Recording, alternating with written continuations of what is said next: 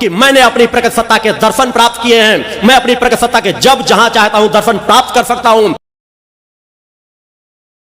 रामायण का दिन रात आप पाठ करते रहें, अगर रामायण से आपने कुछ अपने जीवन में मर्यादाओं को नहीं ढाला, अगर गीता से कर्म पक्ष आपके अंदर जागृत नहीं हुआ, तो गीता और रामायण पढ़ने का क्या फायदा।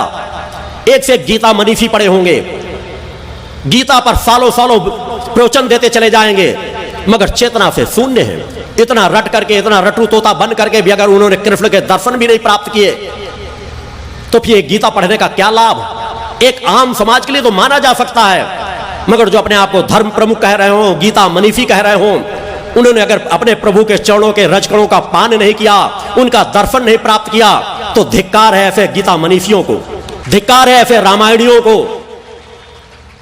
और यह आपके सामने बैठा हुआ आपका गुरु चुनौती देता है कि अगर विज्ञान में परीक्षण करने की क्षमता हो तो मेरे सत्य, मेरे कहे हुए शब्दों का परीक्षण करें। मैं विज्ञान को चुनौती देता हूं खुला कि मैंने अपनी प्रकट सत्ता के दर्शन प्राप्त किए हैं, मैं अपनी प्रकट सत्ता के जब जहां चाहता हूं दर्शन प्राप्त कर सकता हूं, वार्तालाप कर सकता हूं, उनके चरणों का मैंने इन्हीं हाथों से स्पर्श किया है। बोलो गुरुदेव भगवान की जय। मेरा पूर्व जीवन क्या है, यह मैंने बतलाया है कि मैं सच्चिदानंद का स्वरूप हूं, अवतार हूं इस रूप में, जो शक्ति पुत्र के रूप में समाज के बीच कार्य कर रहा हूं।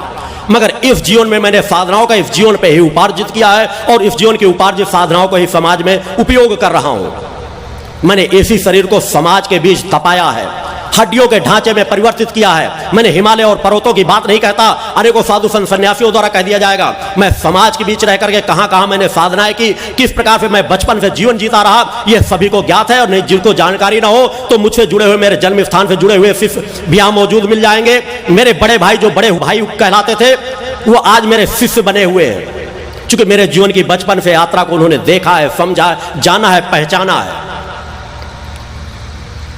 सत्य को जानने के लिए सत्य की निगाहें होना चाहिए, मगर सत्य की निगाहें इसलिए नहीं आएंगी कि आपने बचपन से धैर्य और धर्म को धारण ही नहीं किया, उस प्रकट सत्ता से प्रेम आपने किया ही नहीं, जो प्रकट सत्ता आपकी जननी है, जो हर पल आपको कृपा लुटाती रहती है, जिसके फलस्वरूप आप यह जीवन जी रहे हैं, एक एक श्वास ले रहे हैं, उस प्रकट सत्ता की दी हुई है।